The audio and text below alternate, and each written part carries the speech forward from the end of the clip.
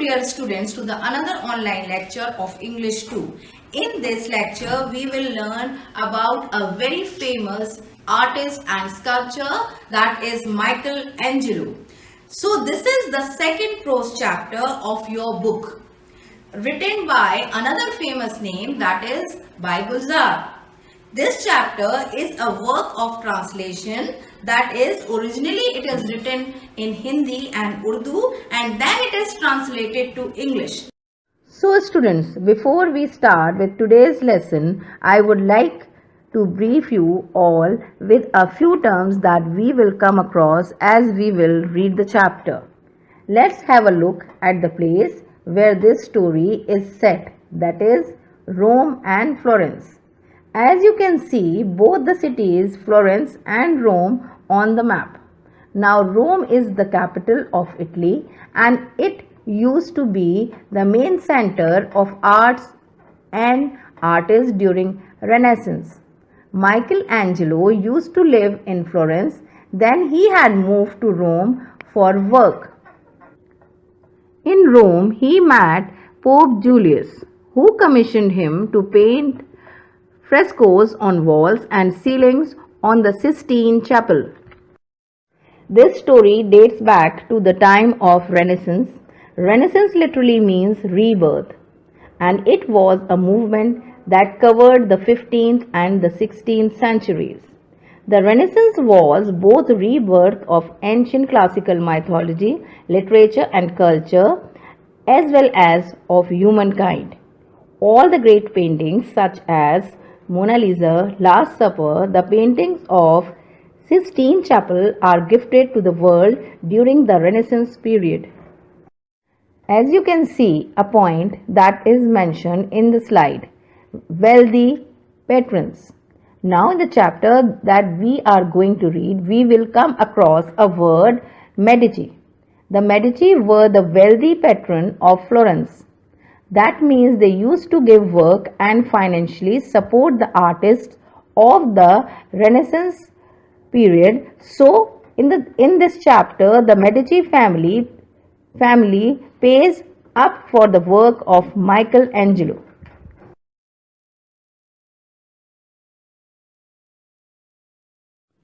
Four years had passed since Michelangelo's return from Florence and Rome was beginning to bore him. You can't find faces in Rome, Michelangelo's grumbled to Pope Julius. There's no character in the faces here. They all look alike. So this story starts with the narrator telling about the famous artist, that is Michelangelo. Now, this Michelangelo is a very famous artist and world-known artist. And 4 years have passed, according to the chapter, since he came to Rome from Florence. Now, Florence is a small town situated in Italy. Now, this story is based in Italy and dates back to the time of Renaissance. I have already briefed you about the Renaissance. So students, we see that Michelangelo has been living in Rome for the last 4 years and he is already bored with the life of Rome. So the question arises that what is the reason or why he is bored with that type of life. Now, we will see in the chapter that according to the chapter, and we also know that Michelangelo was a very famous artist and he was looking for faces. And what do you see in my face? The Pope asked almost in jest. Without even a pause, the artist replied, a burning candle. It took a minute for Pope Julius to understand the barbed words. I think I know what you mean, he said finally, with a smile. I am just one more candle that burns at the altar along those thousands others, right? Michelangelo was silent. Children, this is very important para. In this para, Michelangelo was grumbling, means he was angry with Pope Julius, and he was complaining that he is not finding any faces here.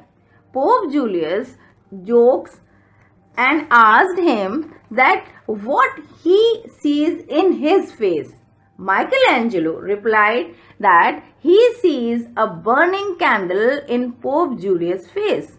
Now, Pope Julius was amazed for 1 minute, and then he asked that what Michelangelo means by these barbed words. Now, here barbed means sharp. And he says, Michelangelo, I know what you mean. Just one more burning candle mean that Pope is just like any other person who has given his life in the way of God. He is just like those many other people, just as there are thousands other candles burning at the altar, at the prayer table in the church. So, I am one of more candles that is burning alongside them. Angelo, Pope continued, for 4 whole years you have been looking for Judas. I can't believe that in this vast universe that the Lord has created where no two faces look alike. You cannot find faces, cannot discover models, surely. Before the Pope could finish, Michelangelo had walked out. So children, now we know what is all this about. For the last 4 years, Michelangelo was searching a face for Judas. For as I have already told you about Judas. Judas was one of the Christ's disciples who had betrayed him. So Michelangelo was searching a face for Judas. Now Pope tells him that there are so many faces in the universe and he can't find one face for Judas.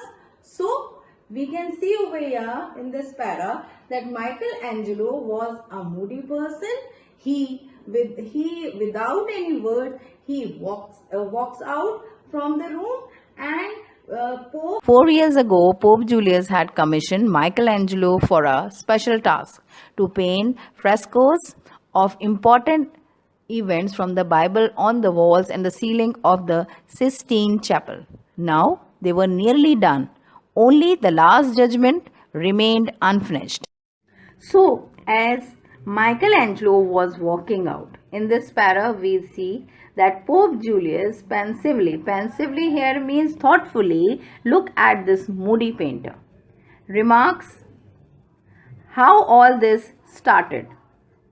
So here we see that Pope Julius will tell us about the 4 years back what happened between Pope Julius and Michelangelo. So 4 years back, Pope Julius commission means given a job to do in return of some money. Pope Julius had asked Michelangelo to paint the walls and ceilings of the Sistine Chapel. These paintings are called frescoes because they are made of fresh and moist plaster surfaces. So here I like to make the thing clear that when the plaster is just done or it is moist, at that time the painter used to paint the picture on that. So that is the meaning of the frescoes. The work is almost completed. The last painting of the incident was left, and that painting was the Last Judgment. Don't want any unpleasantness at this stage, the Pope murmured to himself. He had not forgotten the time when Michelangelo was carving the crucifixion in the wood for the Church of the Holy Spirit, and he had come excitedly excitedly to Julius, saying he had found just the right model. The model was a dead man. The Pope remembered ruefully how the funeral had been held up for 12 hours. Now, student, as I already told you, as the work is almost complete, Michelangelo has painted the walls and the ceilings. Only the wall behind the altar is left. Pope Julius does not want any unpleasantness, any problem at this stage. He still remembers a time when Michelangelo was carving the crucifixion out of wood. The crucifixion talked about here is the Christ cross on which he was crucified. All of you might have seen it at school. We have a cross in each classroom. So, when Michelangelo had to carve the same crucifixion out of wood, he found his model as a dead man.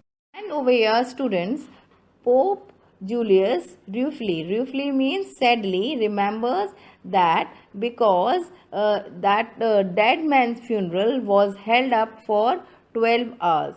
Now here I like to bring your attention here to just to make that Michelangelo was such a nice artist that he has taken a dead man, means a dead body, to carve carve as a crucifixion. Bramante, the Pope thought now. Yes, Bramante was a great painter too. He, unlike Michelangelo, proudly proclaimed that he conjured faces from his imagination. But even the Pope had to admit this. Bramante's face looked as though they had emerged from a common mold. According to Medici, all Bramante's characters bore a strong family resemblance. Pope Julius had no choice but to dismiss Bramante and approach Michelangelo.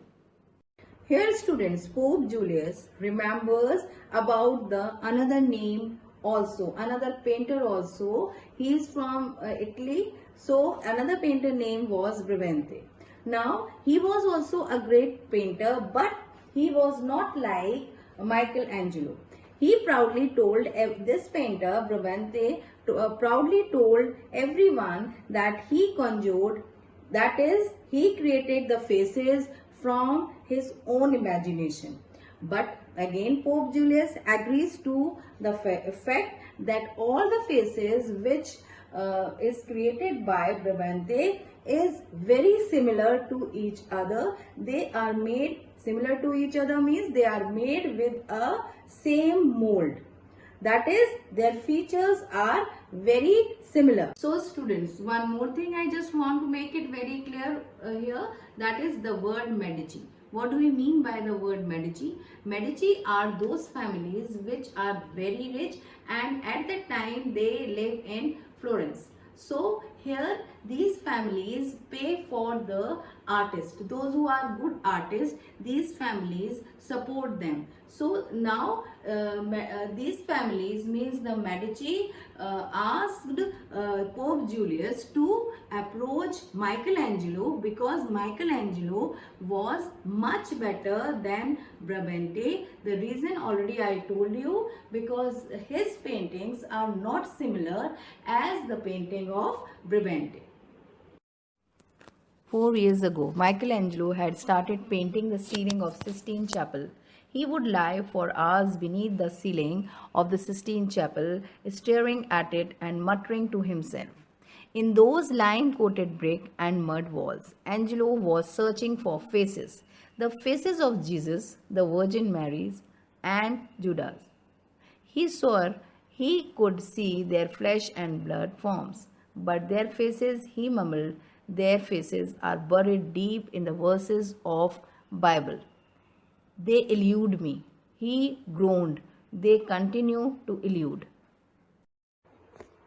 So, since the last 4 years, Michelangelo had been painting the ceiling of the Sistine Chapel, and he used to paint in the how he used to paint. He used to paint, he used to lie down on his back, and he used to paint the on the ceiling of the chapel. At that time he used to see, or he used to stare at the ceiling, and sometimes he used to mutter with himself also. So in those line quoted, now here I like to make the thing very clear. In those line quoted walls means that white plastered walls, he used to search for faces. Now students, here the entire chapter is based on that how Michelangelo is famous for seeing or selecting the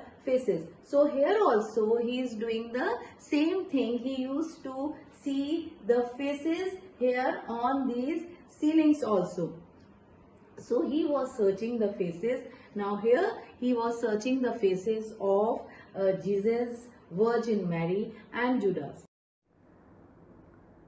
So, students, he was very sure that he could see their flesh and blood forms. This phrase means that he could see and draw their bodies, but their faces were eluding him. Eluding means to remain hidden. So, the faces of Jesus, Virgin Mary, and Judas used to remain hidden from Michelangelo, and he was very frustrated about it. The Pope had begun to doubt Michelangelo's sanity. Once he had stood very close and overheard Michelangelo repeating passages from Bible. "What exactly are you doing, Angelo?" the Pope had asked curiously. "What?" Angelo had looked up, startled. "Oh, I am trying to unravel these verses. Maybe then I will find the faces." Now, some of the incidents happened, students, due to which Pope Julius thought that Michelangelo was not normal. He was insane. So, what was the incident? The incident was that one day Pope Julius heard that Michelangelo repeatedly reading the passages from the Bible, and the Pope curiously was very curious, and he asked that what is the reason why he was doing that. Now we'll see the answer of Michelangelo. Michelangelo was so busy reading the Bible verses that when the Pope disturbed him, he was startled, and he looked up, and he said to Pope, or he answered to Pope, that he is reading the verses of Bible. He is reading the verses of Bible. Why? Because maybe the reason was same, that maybe by reading the verses of Bible repeatedly, maybe he will get the faces. So he has given that answer only to the Pope Julius, that I am reading this verses of Bible so that maybe I will get the faces, and I can make the painting. But he has given this answer very sadly, because he was very much frustrated. Julius remembered how during one of his inspection he had seen that Angelo had drawn several sketches of angel Gabriel. "How did you see Gabriel?" he had asked. "He doesn't belong to this world either." Angelo had looked up to meet the Pope's eyes. "I heard his voice in the Old Testament." "Then you must have heard God's voice too," the Pope had joked. "I heard his silence." Angelo's words were terse, abrupt, but Pope had known without the shadow of a doubt that he had chosen the right man for the task. "Eccentric," he had told the Vatican Committee, "but he is the only one who can paint Sistine Chapel." Then Pope Julius recounts another incident. Now we'll see what is the incident. Julius asked Michelangelo that how he drew the face of an angel Gabriel. Pope asked Michelangelo how did this face without seeing he has drawn. So the answer what Michelangelo has given, he said that he has heard his voice in the Old Testament. Now Pope Julius has asked another question. What was the another question? The question was Pope Julius asked if similarly Michelangelo heard the voice of God too. Now we will see what Michelangelo replied. Michelangelo replied that he had heard God's silence in the Old Testament. Now this answer amazed Pope Julius that he had chosen a great person or a genius person to paint the chapel and no other could do it. He told the Vatican Committee that Michelangelo might be the eccentric, that is strange, but he is the right person to paint the walls of chapel. So students, we leave the chapter here. That is till now Michelangelo was commissioned for the job and we know how he turned to be the right person. I hope you have understood the chapter well. We'll continue in the next video. Till then, stay safe, stay home.